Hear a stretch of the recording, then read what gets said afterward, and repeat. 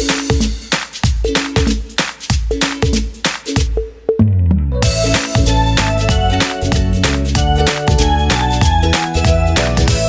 All my dear student. So this is part 4 of towards green energy. अभी तक हमने इसके 3 लेक्चर देखे हुए हैं।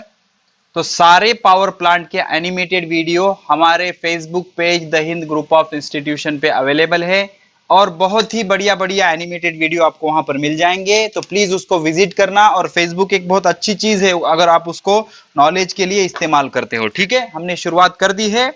सबका एक फेसबुक अकाउंट होना चाहिए। ओके, तो उसको प्रोफाइल की तरह मेंटेन करो आप। ठीक है, फालतू चीजों से अवॉइड कीजिए, पॉलिटिक्स में मत घुसिए। Okay, have some standardness in your daily life. ठीक है ना, तो कुछ भी भाऊ दादा शुभेच्छा विभेच्छा इससे थोड़ा सा दूर रहिए। ठीक है, तो अब ग्रीन एनर्जी की तरफ हम शुरुआत करते हैं। ग्रीन मतलब वो क्या हरी होती है, क्या ग्रीन होती है, क्या ऐसे नहीं होता। ग्रीन मतलब जिससे कोई नुकसान नहीं होता।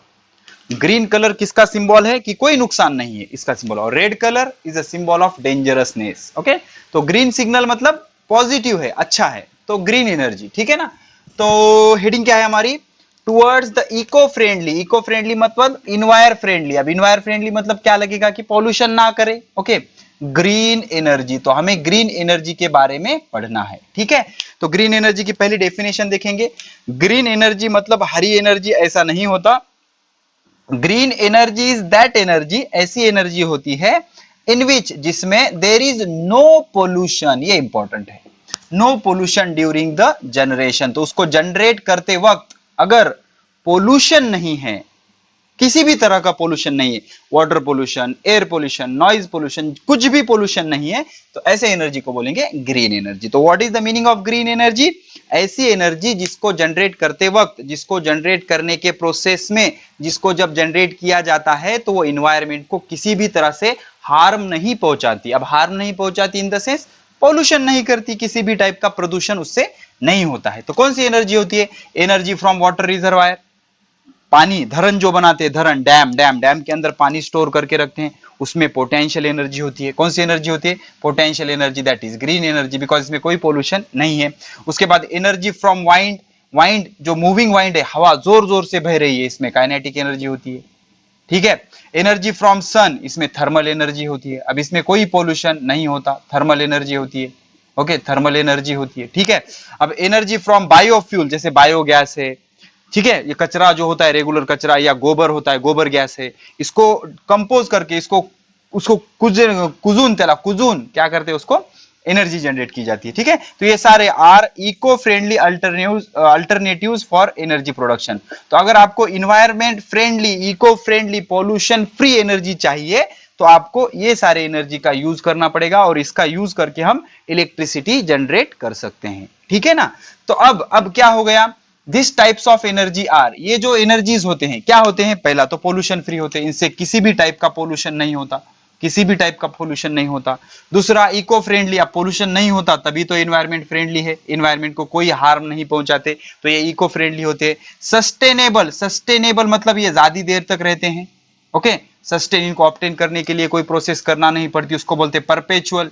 क्या बोलते हैं परपेचुअल, एक कंसेप्ट आया था थर्मोडायनामिक्स में, परपेचुअल मोशन मशीन का। परपेचुअल मोशन मशीन मतलब ऐसी मशीन जिसको कोई इनपुट देने की जरूरत नहीं होती, तो वो वहां का वर्ड है परपेचुअल। ऐसी मशीन हम बना सकते हैं क्या, can you made such a machine which does not require any kind of input, directly gives output, ऐसा पॉसिबल है क्या, मतलब आप फीस ही नहीं भर रहे और आपको मैं पढ़ाऊंगा, ऐसे हो सकता है क्या, सर पढ़ा रहे हो ना ऑनलाइन ठीक है, चलो ये थोड़ा सा अलग एग्जाम्पल है। लेकिन अगर परपेचुअल मतलब किसी इनपुट देने की जरूरत है, आप सन को, सन एनर्जी के लिए कुछ पैसे देना पड़ती है क्या हमें सन को, नहीं, तो ऐसे एनर्जी को क्या बोलते हैं, परपेचुअल। और सस्टेनेबल मतलब बहुत देर तक रहेगी ये।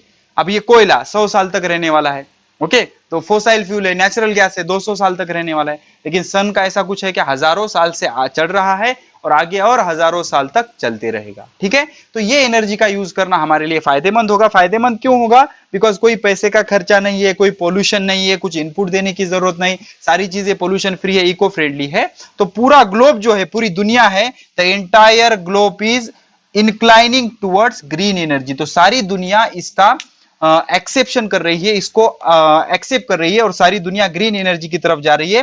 बिकॉज आपने सुना होगा न्यूज में, दिल्ली में इतना पॉल्यूशन हो गया था, इंडिया श्रीलंका का जब मैच हुआ था तो श्रीलंका के प्लेयर्स ने मास्क लगा के खेला था। अब वो अलग बात है कि कोरोना की वजह से, कोविड-19 की वजह से सारे दुनिया के मुंह पे मास्क चढ़ गया है, लेकिन ये कोरोना के पहले की बात थी। तो वहां पर गाड़ियां वगैरह इतना चलती थी तो पॉल्यूशन इतना ज्यादा था कि अब देखो हमारे देश के लिए कितनी बुरी बात है कि दूसरे कंट्री के लोग हमारे देश में आने के बाद मास्क लगा रहे हैं, कोविड की वजह से नहीं, पोल्यूशन की वजह से, ठीक है ना। तो सारी दुनिया अब क्या कर रही है, ग्रीन एनर्जी को एक्सेप्ट कर रही है। तो ग्रीन एनर्जी किसको बोलेंगे, जिसके जनरेशन में किसी भी तरह का पॉल्यूशन नहीं होता उसको बोलेंगे ग्रीन एनर्जी। तो सबसे पहले ग्रीन एनर्जी अब हम क्या करेंगे, वाटर रिजर्वायर से कैसे इलेक्ट्रिसिटी जनरेट करेंगे वो अभी हम पढ़ेंगे। This is schematic of hydro electric power plant, explain further. तो अब हाइड्रो इलेक्ट्रिक पावर प्लांट थोड़ा सा डिटेल में समझते हैं। हाइड्रो मतलब वाटर, इलेक्ट्रिक मतलब करंट। तो पानी से अगर आप करंट जनरेट कर रहे हो तो उसको बोलते हैं hydro electric energy. Hydro electric energy. आपने स्वदेश मूवी देखा है, शाहरुख खान यूएसए से आता है, अमेरिका से आता है, एक छोटे से खेड़े में जहां पर लाइट नहीं होती, तो वहां पर वो पावर प्लांट लगाते हैं गांव वाले मिलके। कैसे लगाते हैं, एक ऊंचाई पे पानी स्टोर करते हैं, ले जाकर ऊंचाई पे अगर पानी स्टोर करोगे तो उसमें पोटेंशियल एनर्जी होगी, फिर वहां से उस पानी को रिलीज करेंगे तो उस पोटेंशियल एनर्जी का कन्वर्जन हो जाएगा काइनेटिक एनर्जी में। अब उसके वो बहते हुए पानी में हाईली मूविंग वाटर में टरबाइन बिठाएंगे। तो हमने देखा था स्टीम टरबाइन थे, स्टीम टरबाइन मतलब जिसपे स्टीम गिरने के बाद वो घूमने लगता है, ऐसे वाटर टरबाइन भी होते जिसपे वाटर गिरने के बाद वो घूमने लगता है। तो इन सभी पावर प्लांट के लिए प्लीज आप हमारे Facebook page the Hind group of institution को विजिट करना और वहां पर जाके सारे एनिमेटेड वीडियो देख लेना, आपके दिमाग में बैठ जाएगा, रट्टा मारने की जरूरत नहीं पड़ेगी, आपको इमेजिन होगा इसके बाद क्या होता है, इसके बाद क्या होता है, दिमाग में फिट बैठ जाएगा। तो मैं रिक्वेस्ट करूंगा पहले एक बार वो देख के ये वीडियो देखेंगे तो और मजा आएगा आपको, ठीक है। तो ऊंचे जगह पर पानी को आप कलेक्ट करोगे, जमा करोगे, that is called as dam. तो उसमें पोटेंशियल एनर्जी होगी, उसको रिलीज करोगे तो वो पानी बहते बहते नीचे आएगा, तो that potential energy is converted into kinetic energy. उस बहते हुए पानी में वाटर टरबाइन बिठाए जाएंगे जो क्या करेगा, घूमने लगेगा। टरबाइन से कनेक्टेड होता है जनरेटर। जनरेटर में क्या होता है, magnet place in the contact of या place in the presence of coils. तो टरबाइन घूमेगा, टरबाइन घूमने से मैग्नेट घूमेगा, मैग्नेट घूमने से इलेक्ट्रोमैग्नेटिक प्रिंसिपल के अनुसार क्या हो जाएगा, मैग्नेटिक फील्ड चेंज होगी, और जब भी मैग्नेटिक फील्ड चेंज होती है इंड्यूस्ड ईएमएफ जनरेट हो जाता है। वेरी मच सिंपल, इसमें कोई रॉकेट साइंस नहीं है, ठीक है। तो hydro electric energy is a conventional type of energy. What do you mean by conventional type of energy? Conventional मतलब जो नेचर में स्टोर्ड है एनर्जी, उसे कन्वेंशनल एनर्जी बोलते हैं। या ये क्या है, एक लिमिटेड सप्लाई है, लिमिटेड, एक दिन खत्म होने वाला है। पानी अनलिमिटेड है क्या? नहीं, ओके। उसके बाद फ्लोइंग, अब इसमें क्या होता है, फ्लोइंग वाटर हाई स्पीड पे ले जाके आप क्या करोगे, वाटर स्टोर करोगे, उसको छोड़ दोगे। फ्लोइंग वाटर में क्या होती है, काइनेटिक एनर्जी।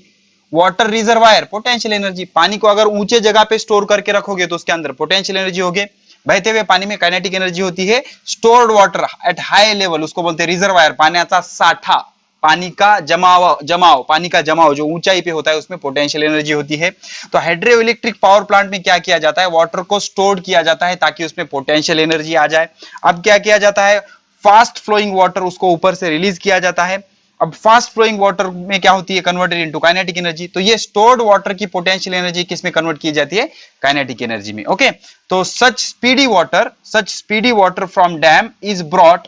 तो ऐसा बहता हुआ पानी, हाई स्पीड से बहता हुआ पानी। अब उस मूवी में एक क्लाइमेक्स है, जो पाइप वो बिठाते हैं उस पाइप में कुछ अटक जाता है कचरा, जिस वजह से स्पीड नहीं मिल पाती। तो हाई स्पीड मूविंग वाटर चाहिए। ये क्या करेगा, टरबाइन को घुमाएगा, वाटर टरबाइन को घुमाएगा। टरबाइन में क्या होते हैं, ब्लेड होते हैं, उस पर पानी गिरेगा, वो घूमने लगेगा। उसके बाद eight the bottom level, okay, ऊंचाई से नीचे पानी आएगा। आप एनिमेटेड वीडियो देख लेगा। Kinetic energy of flowing water drives the turbine. तो kinetic energy of flowing water क्या करेगी, टरबाइन को घुमाएगी। Turbine then drives generator. तो टरबाइन क्या करेगा, जनरेटर को घुमाएगा। जनरेटर में क्या होता है, हमने पढ़ा है चौथे चैप्टर में, इफेक्ट ऑफ इलेक्ट्रिक करंट में। Magnet place in the presence of coils. तो मैग्नेट घूमेगा, मैग्नेटिक फील्ड चेंज हो जाएगी, तो इलेक्ट्रिसिटी इज जनरेटेड। तो इस तरह से इलेक्ट्रिसिटी जनरेट होगी। तो ये क्या है, block diagram of hydro electric power plant. क्या होता है इसमें, water is stored in at high level, ऊंचे जगह पर पानी स्टोर किया जाएगा, जिसको डैम भी बोलते हैं हम, जिसमें क्या होगी, पोटेंशियल एनर्जी। अब उस पानी को हाई स्पीड से छोड़ा जाएगा, ओके। तो water reservoir with potential energy, उसमें होती है पोटेंशियल एनर्जी। इसको डाला जाता है वाटर टरबाइन के ऊपर। तो ये हाई स्पीड वाटर टरबाइन पे जब घूमेगा तो गिरेगा तो वो टरबाइन घूमने लगेगा। ये टरबाइन कनेक्टेड होता है जनरेटर से। तो टरबाइन घूमेगा तो जनरेटर का मैग्नेट भी घूमेगा, मैग्नेट घूमेगा, मैग्नेटिक फील्ड चेंज होगी।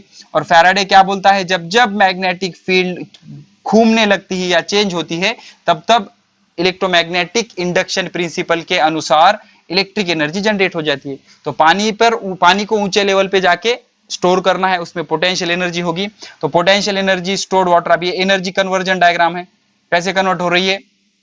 हाई लेवल पे पोटेंशियल एनर्जी होगी, हाई लेवल पे स्टोर्ड वाटर में पोटेंशियल एनर्जी होगी, उसको छोड़ दिया जाएगा पानी को एक पाइप के द्वारा, तो काइनेटिक एनर्जी में कन्वर्ट हो जाएगी, बहुत हाई स्पीड से वो काइनेटिक एनर्जी होगी।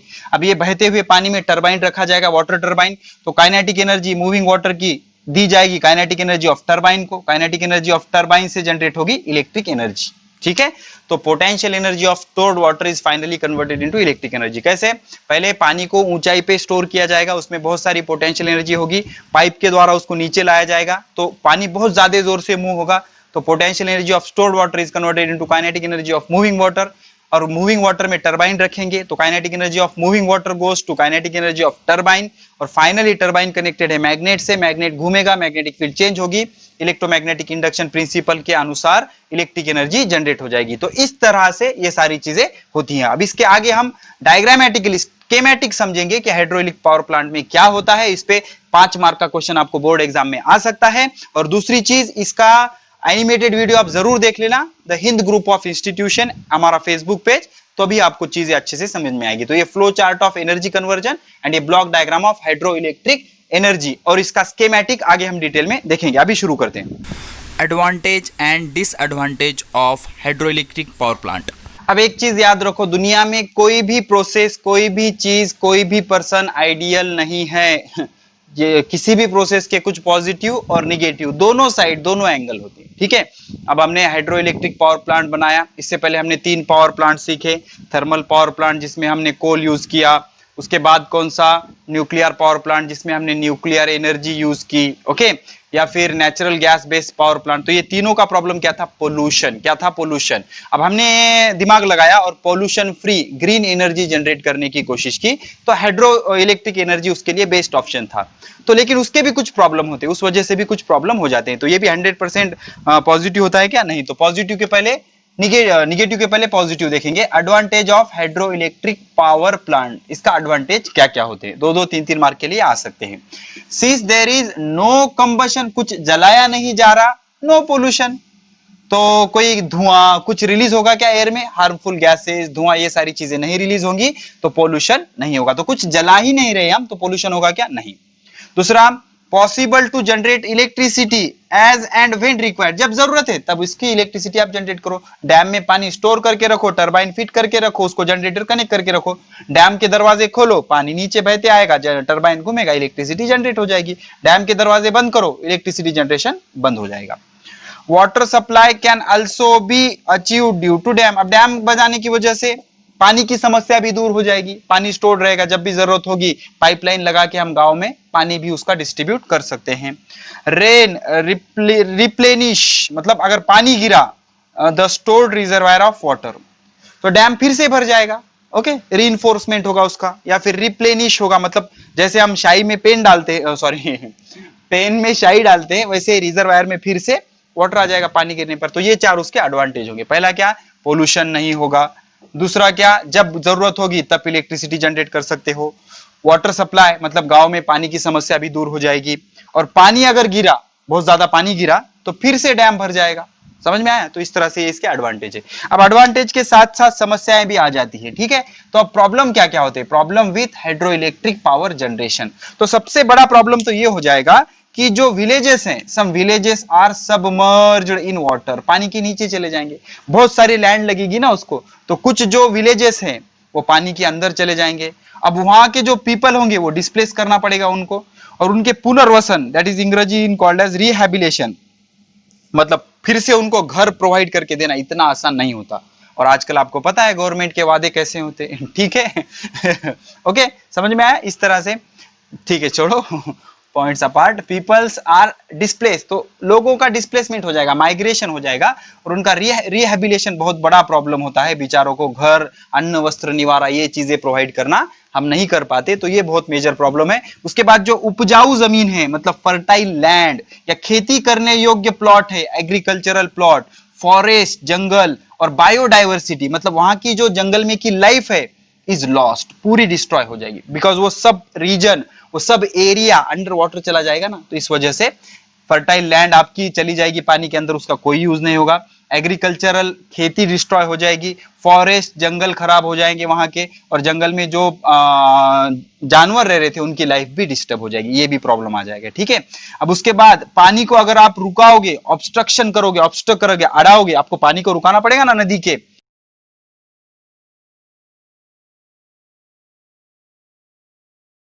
लाइफ है पानी के अंदर, लाइफ है पानी के अंदर, पानी को अगर आप रुका दोगे तो आगे वाली एक्वेटिक लाइफ बिल्कुल खत्म हो जाएगी, पूरा रेत हो जाएगा वहां पर, एक्वेटिक लाइफ बढ़ सकती है क्या? नहीं। और एक चीज याद रखो, रुके हुए पानी में ज्यादा एक्वेटिक लाइफ ज्यादा दिनों तक नहीं रह सकती, बहते पानी में एक्वेटिक लाइफ आराम से रह सकती है। तो ये सारे उसमें प्रॉब्लम आएंगे, विलेज के प्रॉब्लम हो जाएगा, जमीन नहीं रहेगी, लोगों के घर पानी के नीचे चले जाएंगे, उनका पुनर्वसन करना, रिहैबिलिटेशन करना इतना आसान नहीं होगा। उसके बाद फर्टाइल लैंड, उपजाऊ जमीन, एग्रीकल्चर, खेती, फॉरेस्ट, जंगल पानी के नीचे आ जाएगा, इस वजह से प्रॉब्लम क्रिएट हो जाएंगे, और बहुत सारी एक्वेटिक लाइफ भी डिस्ट्रॉय हो जाएगी। पानी को अगर आप रुका लोगे, जहां पे रुकाओगे उसके आगे पूरा सूखा पड़ जाएगा और लोगों को पानी की समस्या भी आगे के रीजन में हो सकती है। तो इसके ये पॉजिटिव और ये निगेटिव। अब इसके बाद स्कीमेटिक देखेंगे हाइड्रो इलेक्ट्रिक पावर प्लांट का, और वहां पे देखेंगे इंडिया में कहां कहां कौन से स्टेट में, कौन से तालुके में, कौन से जिले में हाइड्रो इलेक्ट्रिक पावर प्लांट है और उसकी कैपेसिटी कितनी कितनी है, ठीक है। तो बने रहिए। तो आइए अब हाइड्रो इलेक्ट्रिक पावर प्लांट का स्कीमेटिक डिटेल में स्टडी करेंगे। सो this is the diagram of schematic of hydro electric power plant. इसमें क्या है, एक डैम दिखाई दे रहा है आपको, एकदम लेफ्ट साइड से शुरू करते हैं। Capital A, capital B and capital C are the different levels of water in reservoir. Reservoir मतलब पाण्याचा साठा।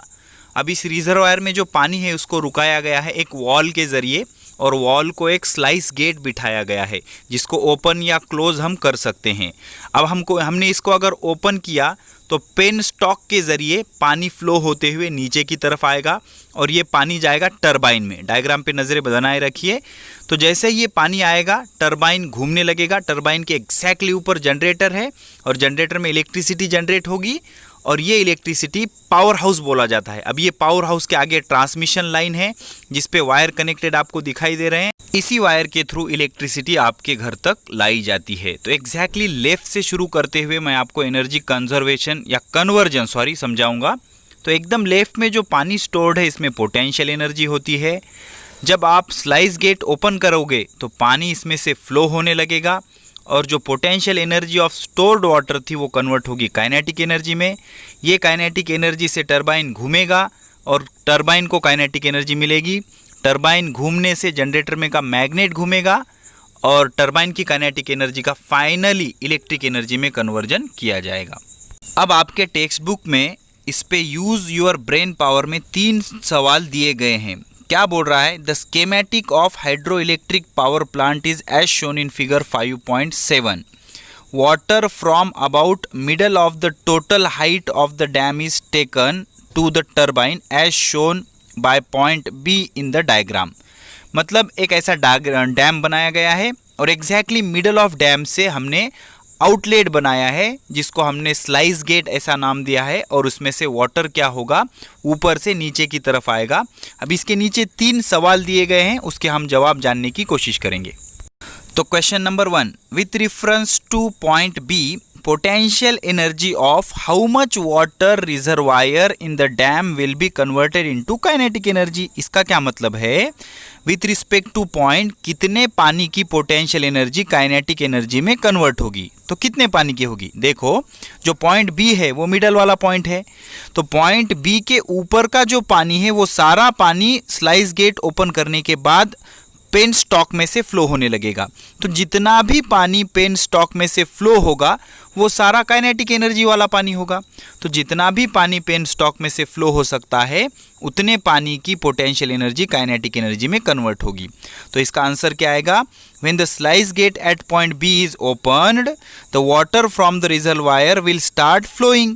The potential energy of stored water will become kinetic energy of the quantity of water that is let out through the sluice gate. तो जितना भी पानी slice gate में से जा सकता है उतने पानी की पोटेंशियल एनर्जी काइनेटिक एनर्जी में कन्वर्ट हो जाएगी। अब question number 2, what will be the effect on electricity generation if the channel taking water to turbine start at point A। देखो, अगर चैनल को अगर आपने पॉइंट ए पर शिफ्ट किया तो हाइट बढ़ जाएगी। लेफ्ट साइड में दिख रहा है ना, पॉइंट ए सबसे ऊपर वाला पॉइंट है। तो हाइट ए अगर बढ़ गई तो अब जो वाटर नीचे फ्लो करेगा वो हाई स्पीड से फ्लो करेगा, मतलब उसकी काइनेटिक एनर्जी ज़्यादा होगी।